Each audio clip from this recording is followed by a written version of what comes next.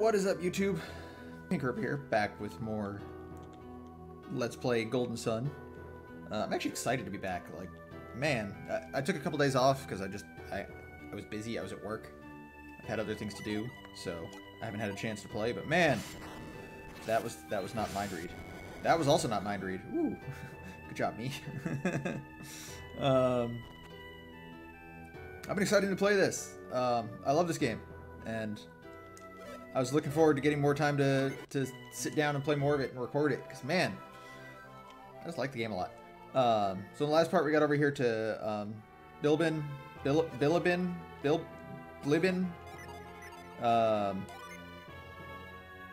I've never been 100% certain how I'm supposed to pronounce this. I mean, theoretically, if you're going off of like Japanese, like direct translations, the way they would read it would be Bilibin, because you would pronounce every I as like a sharp I.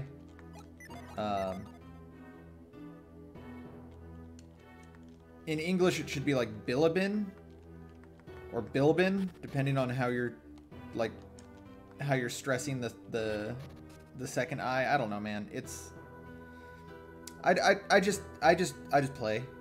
I just play, man. Don't ask me these hard questions. Yo, you want to go underground? Let's go underground. Don't fall.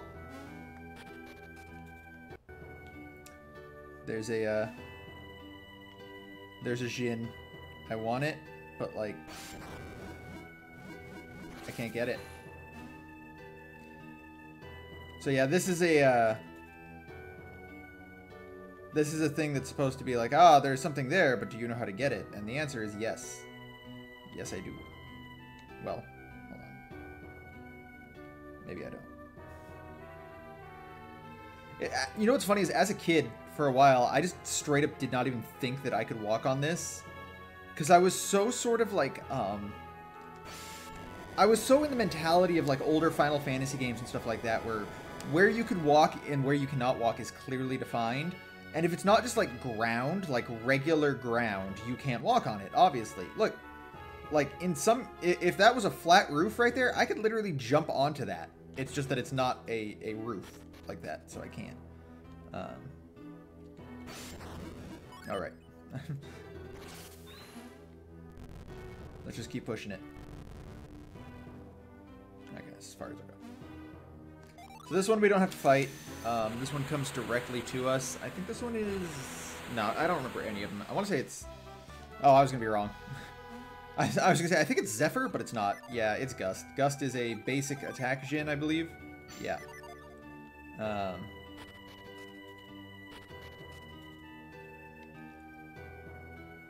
I know most of the names of the Jin and what they do, but I don't remember where you get which ones, generally. I found an herb.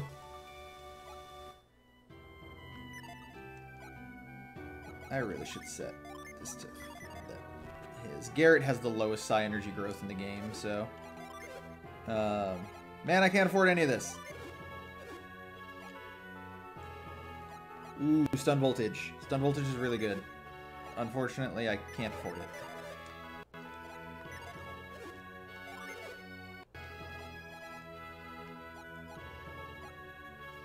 That just looks like straight up like a pair of boobs.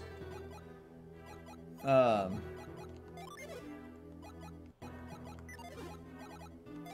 don't really need any of this.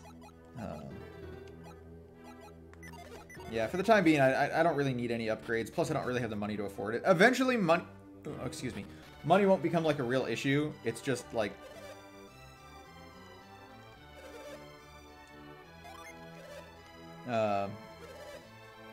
money just becomes sort of like an afterthought. It becomes very easy to get a lot of money, and it becomes sort of trivial to buy whatever you want to buy. I'm gonna go ahead and grab this nut.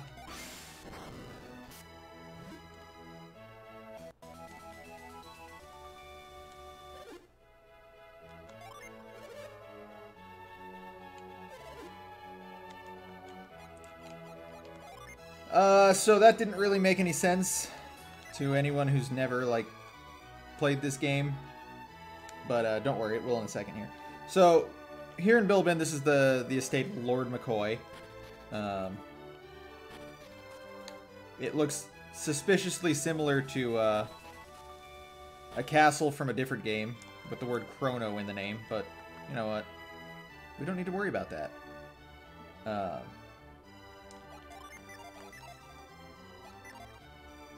We are going to go around checking some barrels and stuff for stuff. You hiding up here, boy? It seems the curse of the tree has not yet come to Bilbin. Are you sure? Because there was a dude who was very clearly a tree at the entranceway.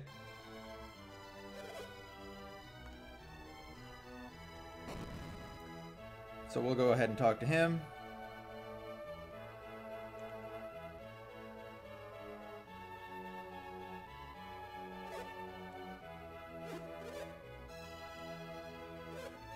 New warriors, you say? We've sent many a man into Kalima Forest, but not one has returned. Yeah, he speaks kind of weird. He says, Inte. I think he's supposed to have sort of like a pseudo, like, Scottish accent. I'm not really sure why. His last name is McCoy.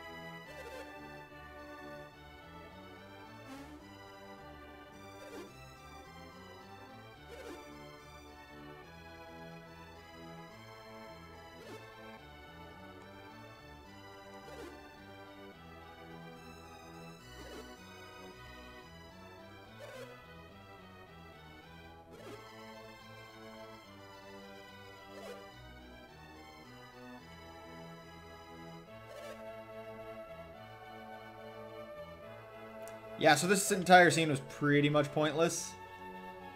Well, not pretty much. If I'd kept going, kept going eastward, a path would have been blocked. It's still blocked, but now there's like a way for me to move past it.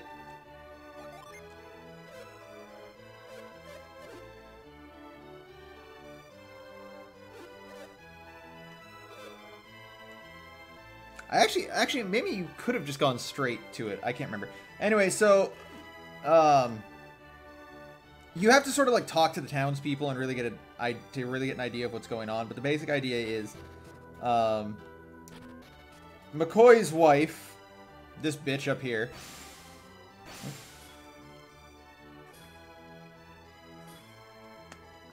she's decided she wants a new manor built for herself. And she decided the best way to do that would be to get wood from the sacred forest. And it brought about a curse that's turning people to trees. If you keep going eastward, you'll get attacked by rats. But if you keep going eastward... So here's the Bilbin barricade. So this is the door that would normally be opened. Oh, that's mind read. Or that we would have needed to open, but obviously we can't. So these three were doing something. I don't know. They ended up on each other's shoulders, but so you never get the key for this door, but eventually it does get opened later in the game, which I always thought was a nice touch. Anyway, we're gonna go... Is it this one? Stop attacking me. You guys are like lower level than me now.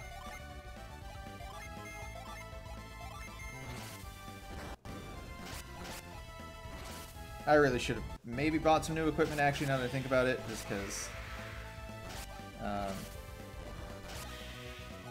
the next area kind of sucks, but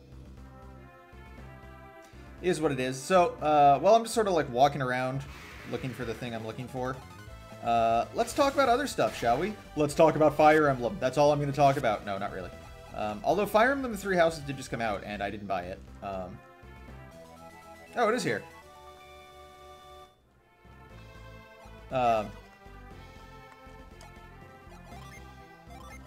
So this lowers speed greatly, but it does increase defense. I'm actually going to give that to Garrett. His natural speed is already kind of low, so it doesn't really hurt him that much. Although now he will get attacked before he can counterattack most of the time, or like pretty much all of the time.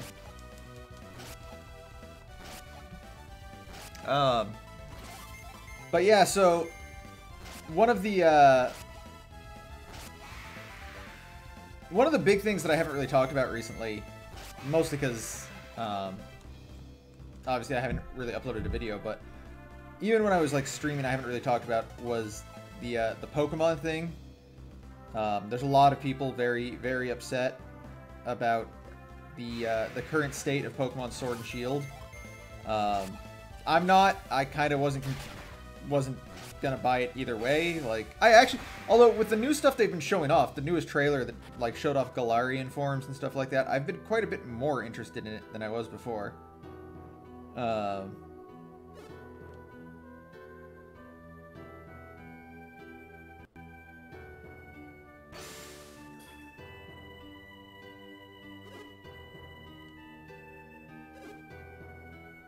Yeah, we already know that. I mind read some trees before.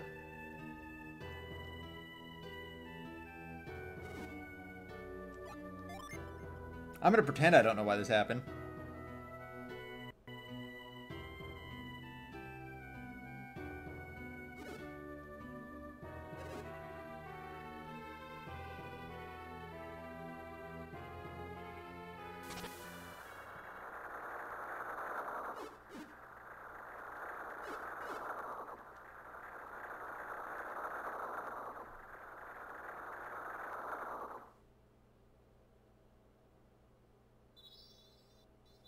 We got.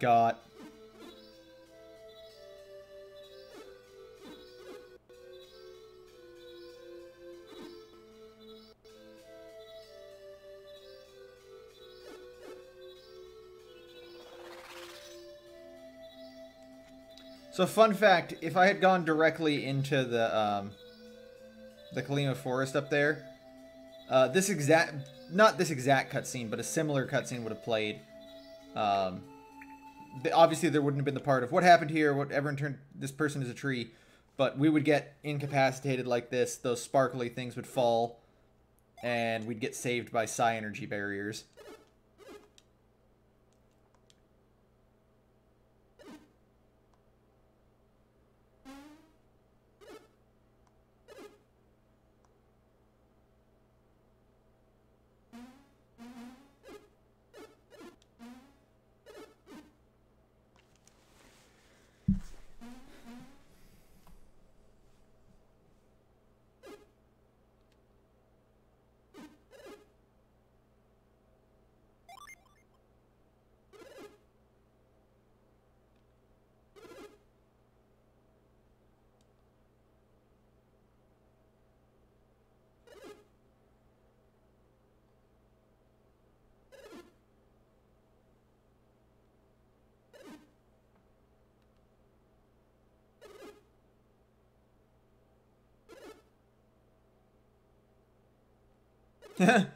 I forgot about that. I forgot that they used that as an explanation for a game mechanic. That's actually really cool.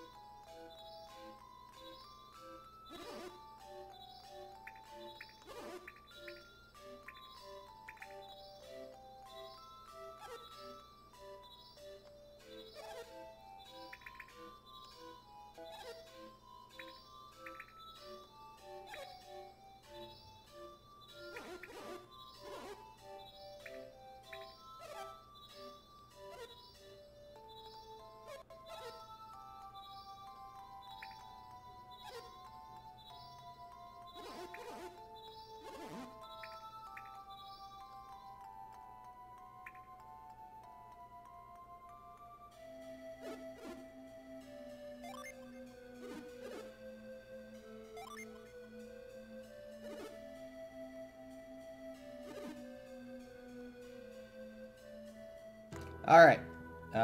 So yeah, that's the basic story of what's happening here. These two living trees have turned everyone into also living trees, using what kind of amounts to psi energy on their own. On an unrelated note, here's a Djinn that took me fucking forever to find or figure out how to get when I was younger, because there was no indication that you could go into the back of that building, but you can.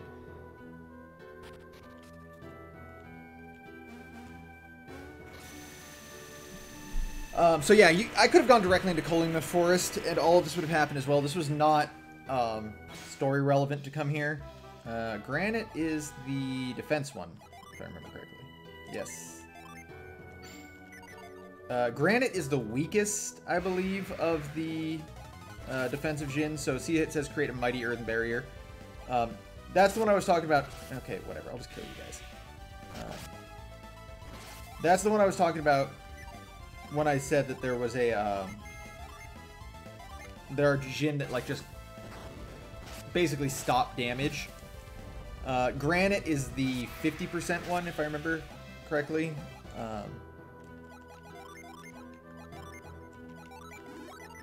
Just gonna use some herbs since I don't want to waste psi energy points on these things. In this game, there's only two. There's that one, and then there is a fire one. I believe it's Aurora. That is like 90% damage reduction. And then there's also a water one, Shade, in the second game. That is, I think, 70% damage reduction. They are incredibly, incredibly powerful, as you can guess. Just as Djinn that can be used, because obviously they reduce damage, and they reduce damage by a lot. And they're part of the reason I just wanted to make sure that was still set.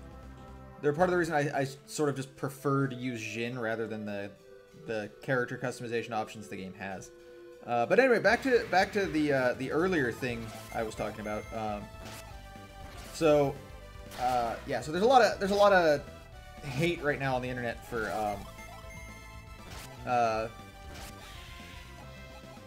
Pokemon Sword and Shield. A lot of it has to do with the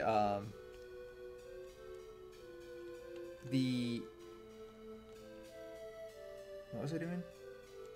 I don't know why I went that way. Oh wait, no, I do know why I went that way. A lot of it has to do with the you know, the no national dex thing where Game Freak announced that not every Pokemon will be in the game. I have never cared whatsoever about that.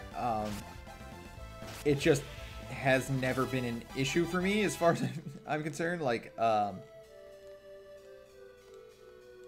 the thing that gets me is everyone seems to be of the assumption that that means their favorite Pokemon's just not going to make it in the game, which is dumb.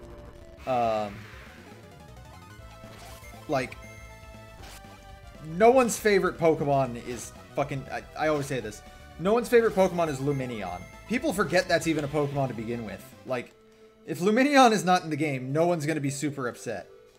I may have forgotten how to do this.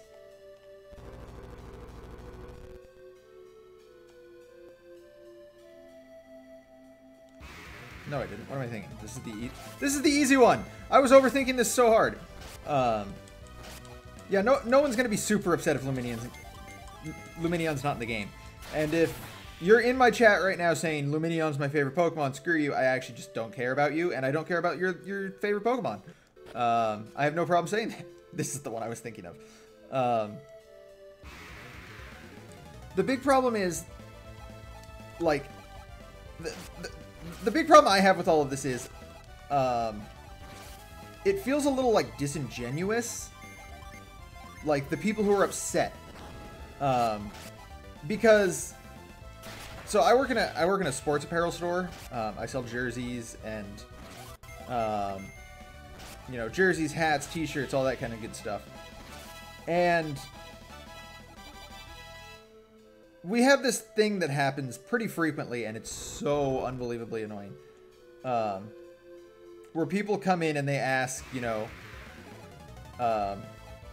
do you have this team or do you have that team? Like, this actually just happened just the other day. Someone came in and asked, do you have anything for the Tennessee Titans? I bet you don't, because, you know, no one likes the Titans, and you're over here in California.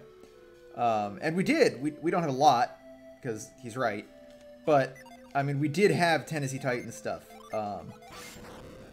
And, like, I showed him stuff. Like, we had t-shirts, hats, other, like, just littler stuff, like lanyards, drinkware, just a lot of stuff with Tennessee Titans stuff.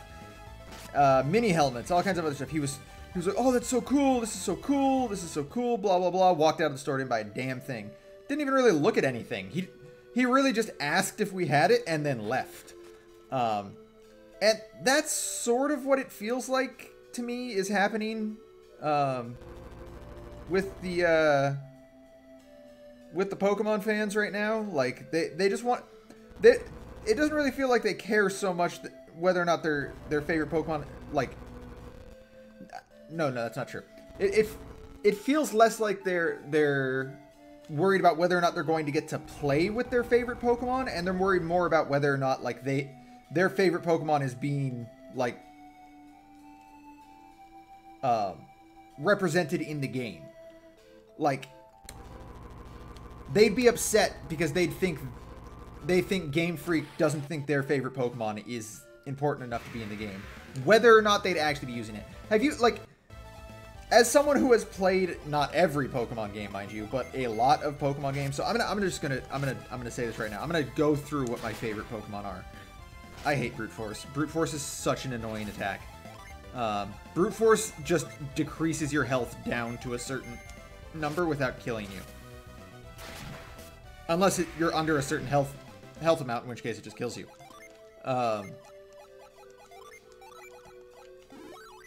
But anyway, so my favorite Pokemon, like if I had to make a list, starts with Typhlosion. Typhlosion is and always has been my favorite Pokemon since Gen 2, obviously.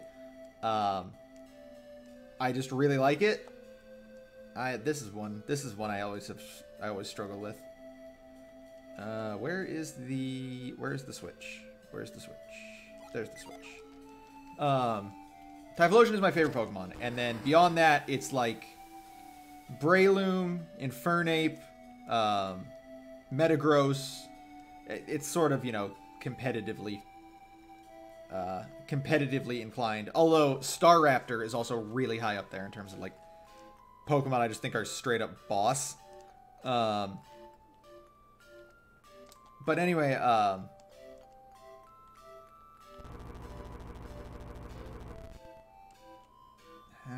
do I do this?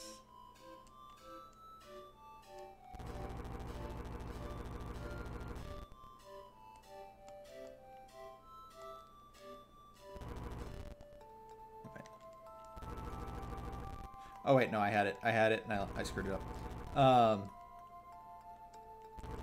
But yeah, so, like, you know, those are my favorites. I have some, like, earlier gen favorites too, like I have Gengar and stuff like that, but, like, my absolute, like, favorite is Typhlosion. For every Pokemon game I have played after Gen 2, you know, I've played Gen 4, I've played Gen 6 and Gen 7, I screwed up.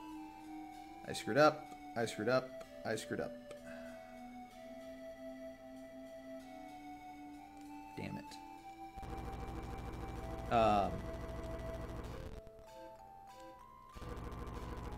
But for, like I said, for every gen I've played after Gen 2, I have never prioritized any of my favorite Pokemon. Like, I've always just wanted to play with the new stuff, you know, the stuff I could not have played with otherwise. Because that's the appeal, right? Like, that's the appeal of a new Pokemon game. No one's going through the new Pokemon games, or very few people, at least, are going through the new Pokemon games and, like, I gotta just transfer over all my favorite Pokemon immediately from the last game that I played so that I can play with them again. Like, that's fucking pointless. Just go back and, like, if I want to play with Typhlosion, I will go back and I will play Gen 2, where Typhlosion is any fucking good, for that matter. Like, and just play with it there. Like, did I really fuck up again? I really fucked up again. I hate all this. I hate everyone and everything. I'm too busy ranting and I'm not paying enough attention. I want what's in there too is the problem. It's a vest that raises speed, if I remember correctly.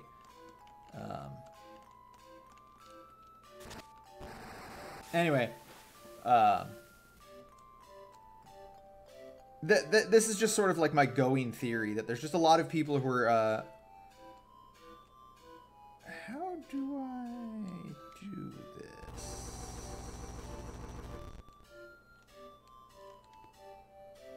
I know how I do this. When I stop and I actually pay attention, now I know what I'm doing.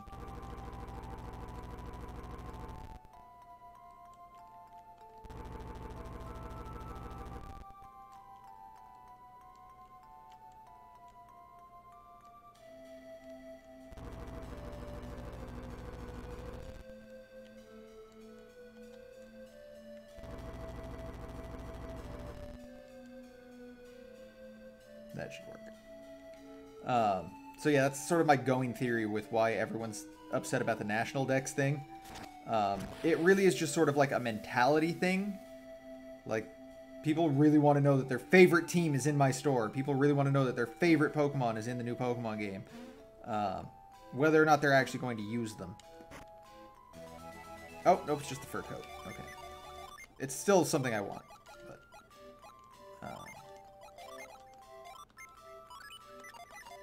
give that to him, get his defense up.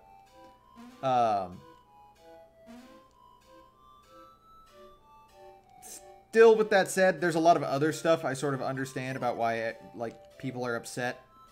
Some of it's stupid, some of it's not. Like, the seemingly low quality of the game in terms of, like, character models and stuff like that, it's understandable, although if any of the new, like, the more recent, the more recent trailers are anything to go by, they clearly have been improving the game graphically. The most recent trailers, like, a lot of the models and all that stuff look way better than they did in the initial release trailers. The fact that the game itself isn't very different is also another thing that's sort of just like, I don't know, I don't understand the people who were dumb enough to think that this is what was going to happen. Pokemon has never changed. In 7 generations, Pokemon has played exactly the same. You weren't going to get your fucking Pokemon MMO that you've been dreaming about your entire life.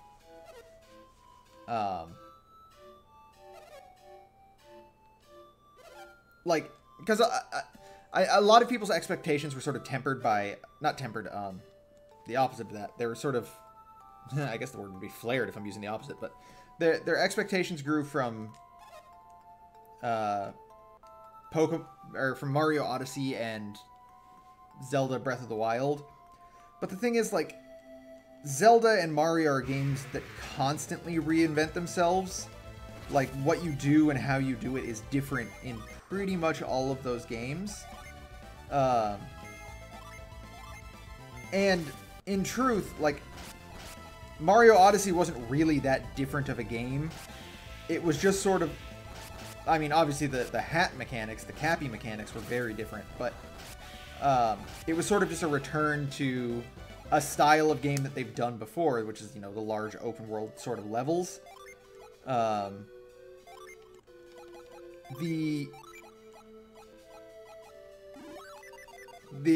Zelda was definitely a big sort of step away from what it was before. People will claim it's far more similar to Zelda 1, but that's not really true at all. Zelda 1 wasn't really open world. Zelda 1 was, you can go to a few select places early on in the game, and then you have to have specific items from specific dungeons if you want to go if you want to be able to finish everything. So, you know, calm down with that. But anyway, so yeah, you sort of end up with you ended up with people who are like, yes, Pokemon's going to do the same thing. They're going to make it completely open world. They're going to make real-time battles. They're going to make MMO. They're going to make all this stuff. I'm like, no, don't be dumb. Like, Game Freak has never, ever changed anything about how their games are. The only time there's ever a weird spin-off Pokemon game or a weird sort of like, this is completely different, like Colosseum and Gale of Darkness, those weren't made by Game Freak. I just, like, that's on you for expecting it. It's not on them for failing to deliver. The one thing that's definitely agreeable, though, is that this is a huge company with a ton of money that definitely could have done more. Just in terms of, like, animations and stuff, and just quality of life, and just quality in general. Although it's worth noting that a lot of their time seems to really be spent on balancing the game, like a lot more than people realize, because they take the VGC and the tournaments very seriously. That's why they're constantly introducing items and things like that to make more strategies viable and more balanced and things like that.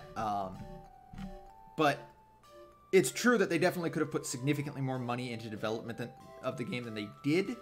The one thing that's really stupid is when people bring up the amount of money that Pokemon earns. They're like, oh, they've made more money than Disney. First off, no, fuck you, they have not. We just had a Marvel movie gross over $1 billion on its own. You really think that that Pokemon makes more than that? No, it doesn't. The thing is, they're just sort of cherry picking. They're saying, like, Disney, as in this specific part of Disney, makes less money than Pokemon as a whole does, which is dumb. But even more so, a very large portion of the money that Pokemon makes doesn't go to Game Freak at all, nor is it earned from the games. It's earned from merchandising, from movies, from the anime, from all that kind of stuff. And a lot of it, most of it goes to Nintendo. Still, they do make a lot more money than they put into the games. And they still they make so much money on any given game that they should still definitely be putting more money into it. Anyway, yeah, that's sort of my my long rant about what the hell's happening with Pokemon. Tune in next time for why they should definitely ban Hero from Smash Ultimate. Until then, though, guys, thanks for watching. This has been Pink Reaper, signing out.